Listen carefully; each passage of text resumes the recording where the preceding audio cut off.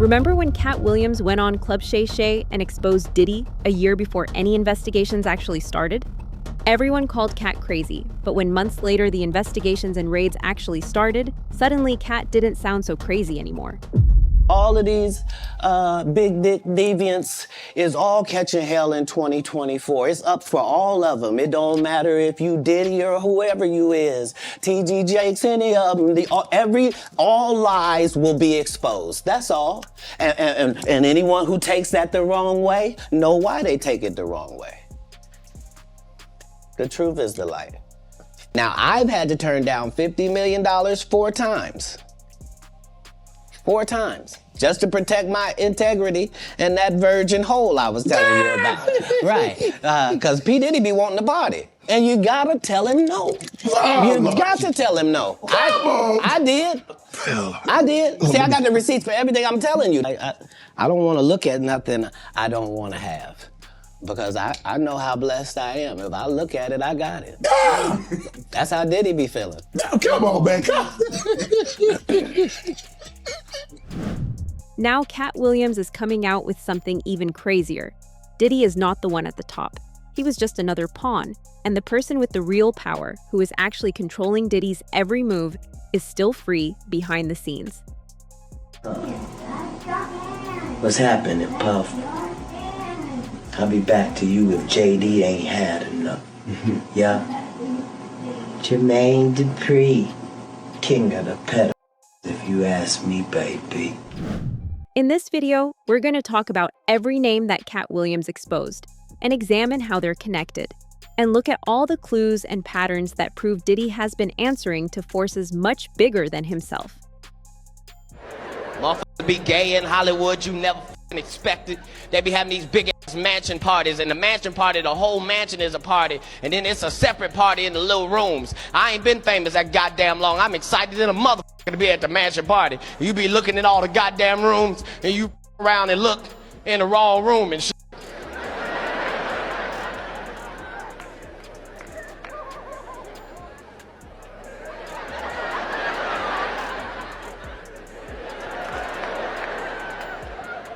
Come here, come here. Is that 2 niggas kissing? Is one of them niggas Professor Obi? Hollywood elites use money to control you. Diddy became a billionaire because he was allowed to get to that point. Diddy didn't care where and who the money was coming from, and he was willing to do whatever he had to do to get it, even if it meant sacrificing his integrity. Dave Chappelle was offered the same money, but he said no. Dave was offered $50 million. But he knew the cost attached to that money. It wasn't just a contract, it was control. And they do what's called a salt trap. I didn't know this. Apparently baboons love salt. Okay. So they put a lump of salt in a hole, and they wait for the baboon. The baboon comes, sticks his hand in the hole, grabs the salt makes his hand bigger, and he's trapped. He can't get his hand out. Now, if he's smart, all he does is let go of the salt. Baboon doesn't want to let go of the salt. Then the bushman just comes, takes the baboon, throws him in the cage, and gives him all the salt he wants. And then the baboon gets thirsty, the bushman lets him out the cage. The first place the baboon runs to is water, bushman follows him, and they both drink to their fill. And in that analogy, I felt like the baboon. But I was smart enough to let go of the salt. Katt Williams was offered $50 million 4 separate times, but he did the same thing, and he actually explained why he did that. Sometimes you have to say no to money to protect what actually matters. And here's the crazy part. When Dave and Katt said no to the money, the industry actually pushed back. Oprah called Dave Chappelle crazy on national TV for saying no to a contract that would have turned him into a puppet. Katt Williams was blackballed by the entire industry for speaking out against the abuse. It was completely outside of my frame of reference. I've been in show business since I was 14, and I've heard the stories of what happens, and I've seen these kinds of things play out in front of me. Okay. When you say you heard the stories, what do you mean? What stories? I mean, you see before, look, Mariah Carey made a $100 million deal, and 3 months later, she's all of a sudden mysteriously crazy. Or Martin Lawrence punches through, and he's waving a gun on the street screaming, "They're trying to kill me." Yeah, we hear those stories. And it always happens around the time in their career where it seems as though they're crossing over the next plateau. Yeah. Would you say you lost your mind, sort of? No. No. Not exactly. Okay. I wasn't crazy, but it's incredibly stressful. Yeah. And I feel like in a lot of instances, I was deliberately being put through stress. This is where Diddy walks into the picture. Katt Williams believes that Jay-Z is the one actually controlling Diddy, and some of the closest people around Diddy have said the same thing. Jay-Z isn't actually Diddy's best friend. Diddy actually hated Jay-Z, and during the last year, while Diddy was being investigated, Jay-Z didn't speak out once. That's because he doesn't care. Diddy was no longer useful, so he got removed. I see them giving garden parties. You understand what I'm saying? You could tell that the people in power had gave that ring to Diddy, and Jay was next in line. So to separate him, when in fact they may be two of the same, but because Jay-Z is low-key, that low-key sneaky shit, and Diddy is, and was rambunctious, you know, just out with it, it don't mean that they not two of the same. One just a little quieter with it. Jay-Z is the one in control, and he's actually more dangerous than Diddy. Unlike Diddy, Jay-Z isn't loud and rarely steps into the public spotlight. This is where the story takes an even crazier turn.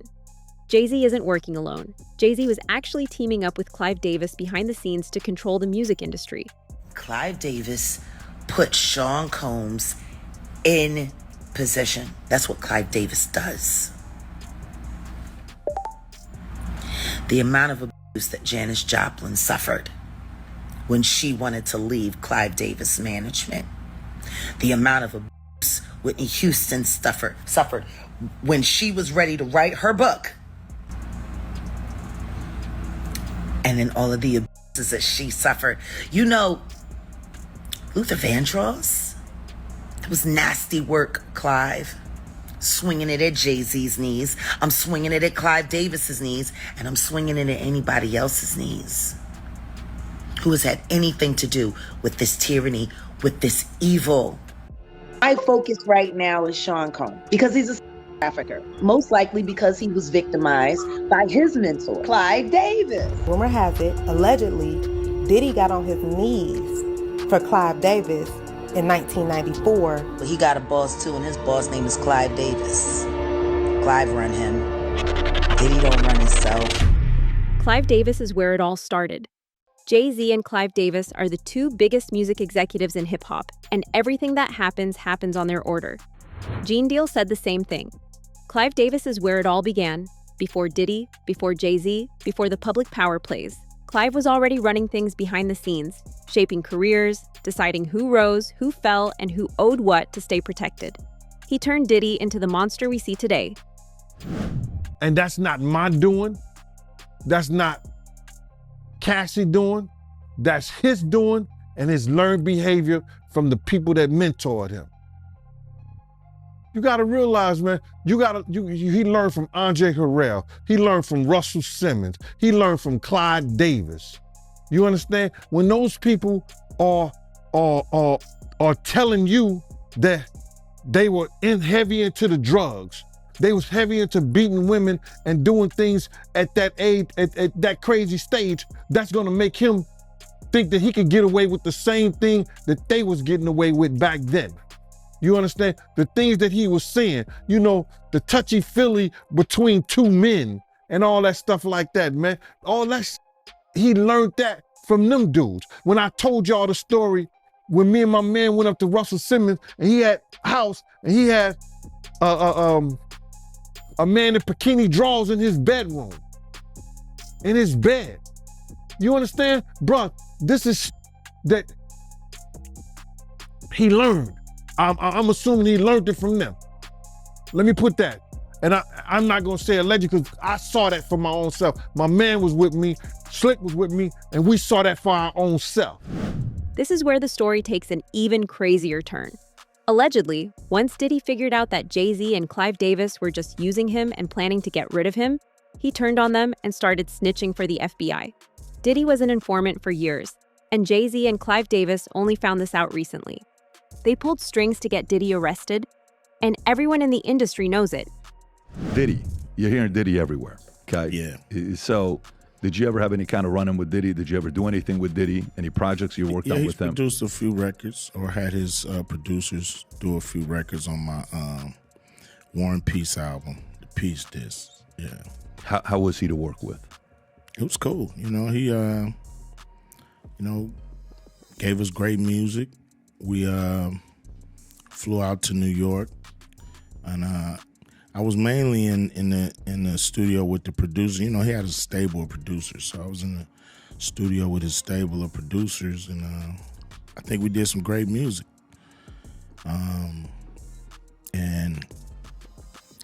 you know, I really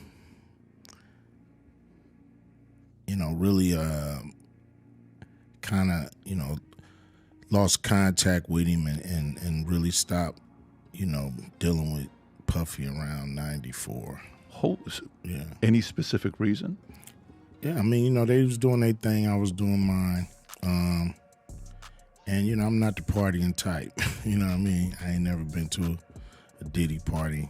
I ain't never really wanted to go. But I don't go to a lot of people parties. That just ain't what I'm in it for. Diddy was working for the feds and feeding them information. This is how he managed to get away without a life sentence. The feds wanted Jay-Z and Clive, and Diddy was ready to snitch on everyone. If the FBI really wanted, they could have sent Diddy behind bars anytime they decided.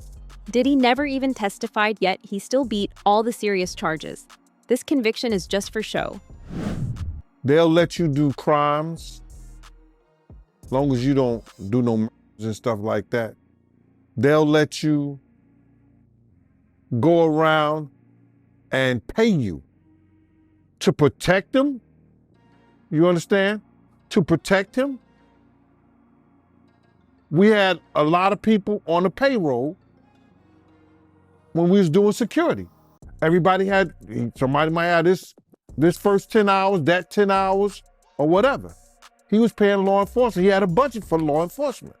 Now, if something goes wrong, those people got friends in certain places. Then plus he tells his handler, yo, can you make this go away for me? I'll give you this and that. Now, that could be a lot of speculations or whatever like that. But why would you have or be working for an FBI agent if you're not an informant? Why? So when you got that kind of money, you could hire people to make a lot of things go away for you. Like you hire lawyers. Those lawyers have police officers and people working for them, and investigators. Those investigators were former officers. So all of them in the backyard in Diddy bed together. How does it go on for so long? When we were on the street, we didn't get a day's rest. I mean, the government was all over us. The FBI is all over us. They got investigations on us. They got informants. They got surveillance equipment. He was not cutting you off, but he was an informant for years. Was he really? Yeah. That's why when people think, oh, he's going to run, oh, he's not. It's the reason why these type of people get caught up. They always been telling they bigger than the law because they part of the law, And as you know, all these people get tired of their rap. Diddy was collecting information on the people at the top and was planning to use it as leverage. He believed that he had finally reached a position where he could stop being controlled and start doing the controlling. According to people close to the situation, he wasn't just accumulating money and power, he was collecting information, names, favors, secrets, the kind of leverage that only becomes valuable when you're ready to use it. It's all about the money. They saw what he did to Cassie. With the kicking, the punching. They saw what they did to Cassie. They know that nobody in America like that. So now, these people are represented by a brand. Whether it's something about the music, clothing, movies, they not gonna come out and speak on nothing that has anything to do with them, and they praying that they not on the tape doing crazy stuff, being oiled up in the whole 9 yards. They praying. So until the feds say, hey, yo, listen here. We got you on, hey buddy, we got you on this tape, and girl looked like she was pretty young. We're not gonna show it, but we need you to come and testify against Brother Love, P. Diddy, Puff Daddy, you know, Sean Combs. That's when they're gonna start talking. And they're not gonna be talking in his favor. When the feds come to them and show them what they got on tape. The only problem is that Diddy didn't realize how powerful his enemies actually were. Diddy thought he was safe behind bars, but around the same time that rumors began to flow of him getting ready to confess, Diddy got attacked. The attack was a warning showing that even behind bars, the people who wanted to keep him quiet weren't taking any chances.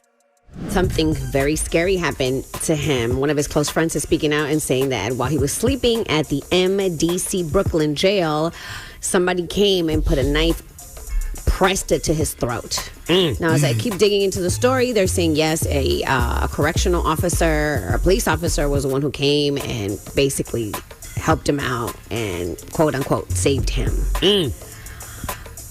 Yes. And so, you know, obviously Diddy's lawyers are trying to use this as a way to just get him even moved to a different location. But right now, everything is kind of staying as is.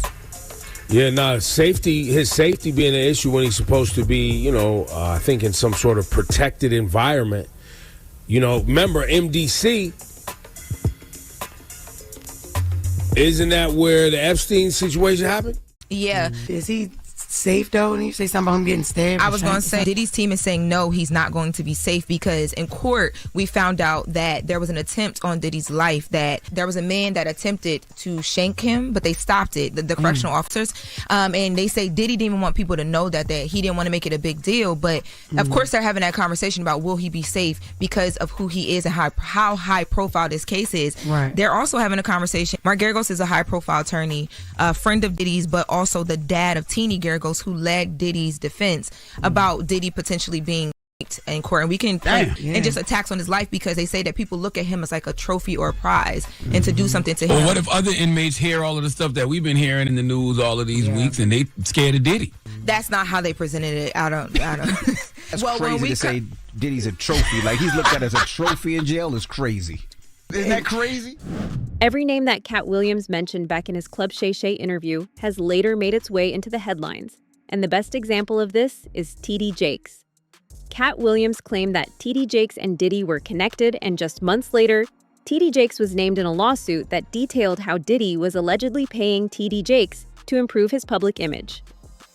World-renowned Dallas pastor T.D. Jakes is named in a federal lawsuit against musician Sean Diddy Combs. It's filed by a producer that worked with Combs. It discusses how the singer planned to leverage his relationship with the bishop to soften the impact on his public image of Casey Ventura's lawsuit. Ventura is a former girlfriend of Combs who filed her own lawsuit in November alleging violence and trafficking. Could this federal investigation have come out of these private lawsuits? Oh, absolutely. If it involves trafficking or drugs or weapons or other illegal behavior. Lori Levinson is a former federal prosecutor. They've decided this is worth a lot of resources across the country. So once they've done these searches, they have evidence to follow up on. And if they've got it, they'll move on it. That's why people get on my nerves talking about who you should be seen with. I do homeless shelters. I walk in prison ministries. I deal with murders. I deal with rapes, and because they're our children, our sons. Less than 6 months later, T.D. Jakes stepped down from his position. He knew that he couldn't win against what was coming. This was a shock to many in the religious community. Bishop T.D. Jakes has been a spiritual advisor to presidents and a religious voice to thousands. Now he says it's time to pass the baton to a new generation. This is a beautiful moment for me. From the pulpit Sunday, Bishop T.D. Jakes announced that he was stepping down from leadership at the Potter's House, the Dallas megachurch he founded in 1996 and has led ever since. I cannot afford, especially after November, to risk something happening to me and you be sheep without a shepherd. This is video from the service Jakes is referencing in November. It wasn't until months after his medical incident that he confirmed to the public he had a heart attack. Now, 5 months later, he told his congregation he had been preparing his daughter, Pastor Sarah Jakes Roberts, and his son-in-law, Pastor Torrey Roberts, to take the lead. With T.D. Jakes gone, Diddy needs a new way to clean up his public image, and the way he's doing it has to be insane. After 50 Cent released his now viral documentary on Netflix titled Sean Diddy Combs: The Reckoning, Diddy is losing his mind. Exclusive, never-before-seen footage of Diddy scheming with his lawyers and allegedly even planning crimes was released. How is Diddy planning to fight this? With a documentary of his own, apparently. Zeus Network has a new Diddy documentary coming out, and this time it is coming from the perspective of Diddy and his sons. All the time I thought we were about to leave Diddy in 2025. Well, this documentary is coming in 2026. And a lot of people, just like myself, are already not feeling this new documentary coming from Diddy's sons. A lot of people aren't happy about it and actually shocked that the owner of Zeus Network, Lemmy, is doing this Diddy documentary. But what a lot of people fail to forget is Lemmy and Diddy have been friends for quite some time. Of his children arriving in court for day one of their father's trial in New York. Hands gripped in solidarity. Do you still believe your dad's innocent? How did you feel hearing that testimony? Do you apologize on behalf of your father? Do you believe your father's innocent? Do you still compare your father's innocent? Your daddy got 4 years! Your daddy got 4 years for abusing women! That's wrong! You can get more! The foes, the joy, the pain, our voice, the loyalty, the betrayal, the lies, the love, the hate, the truth, the lies. And Diddy calling from Fort Dix. This is a prepaid collect call from Federal Correctional Institution, Fort Dix.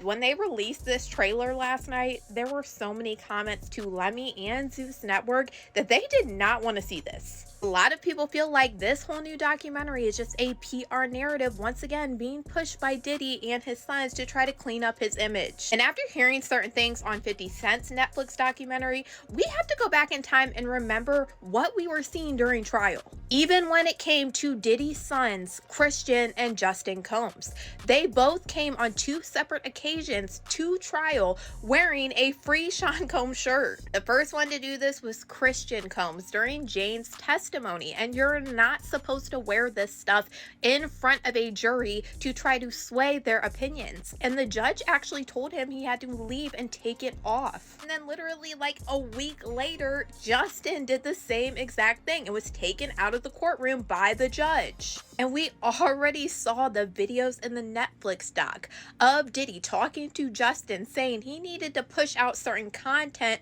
to control a narrative. During the trial, there were a lot of things going on that I could see that to me felt like it was just straight PR. Do you remember all of these people that were wearing the free Diddy shirts? And it was actually a meme coin that's on their shirt. It's money sign Diddy. Yeah, Diddy was actually paying people to stand outside the courtroom to support him during the trial. He has zero support. According to multiple reports and circulating claims online, the support outside the courtroom wasn't organic at all. The people holding signs and chanting weren't longtime fans. They were his employees. 50 Cent just posted this. Why do you feel that way? So these are all paid protesters. You can get $20 an hour if you wear a t-shirt. You gotta speak up. She just got recruited, right? I refuse. You said no. No. It wasn't worth the 20? No, but like he told me that it's for a Diddy coin, so I'm not really sure what that is. Would you do this? As more names resurface, more insiders speak up, and more old clips go viral, Diddy's usual allies are nowhere to be found. No public support, no industry rally, no powerful voices stepping in to save him. This further proves what Katt Williams was claiming. Diddy is alone now. Never before seen footage of Sean Diddy Combs in the days leading up to his arrest in New York last September. You want to put stuff in my fanny pack, King? The exclusive video obtained by Netflix shows Combs debating with his lawyers about strategy. Listen to me. I'm going to get off the phone right now, and I am going to let you professionals look at the situation and come back to me with a solution. No matter what, no matter what nobody said. Let's just here and there, y'all are not working together the right way. We're losing. The footage is part of a new, highly anticipated docuseries by director Alex Stapleton and rapper and executive producer Curtis 50 Cent Jackson, titled Sean Combs: The Reckoning. Was there anything that surprised you when you were watching? I think it was surprising that he actually filmed it. It was very interesting to watch a man who's known for his brand presence. You know, he has a really amazing knack for marketing and all of that, and how he was sort of taking that into account in how he was coming off to the public. Diddy is doing his best to get this documentary taken down. Diddy's lawyers have already filed a cease and desist and are now threatening to sue both 50 Cent and Netflix for over $1 billion. Too bad for them, 50 Cent got all his footage legally. The series contains never-before-seen footage of Combs debating strategy with his lawyers in the days leading up to his arrest in New York last year. I am going to let you professionals look at the situation and come back to me with a solution. It also includes video of Combs greeting fans in Harlem. I'll accept it. And then saying this about the interaction moments later. I need some hand sanitizer. Hold on. I got it. I've been out in the streets amongst the people. Yeah, I gotta take a bath. Like the amount of people that actually I'm coming in contact with, like that's what I have to do. You know what I'm saying? Oh. It's like 150 hugs. Now Combs' lawyers are demanding Netflix pull the series, threatening legal action, claiming Netflix is using stolen footage that was never authorized for release as part of what they call a shameful hit piece. The series is executive produced by Combs' longtime rival, Curtis 50 Cent Jackson, and director Alex Stapleton, who said, quote, "We obtained the footage legally and have the necessary rights," end quote. Before the cease and desist demand was sent yesterday, Stapleton and Jackson sat down with our Robin Roberts to discuss the series. How do you respond to people who say that it's more about the disdain that you have for Sean Combs than it is for giving the victims a platform? It's not personal. The show is not completely the perspectives of people that did not like Sean. Not everyone needed to have an allegation to be a part of this. Now it's your turn. What do you think about everything Katt Williams exposed? Do you believe Diddy was just a pawn, or do you think there's more to the story? Drop your thoughts in the comments, because trust me, this isn't over. More names, more tapes, and more revelations are coming.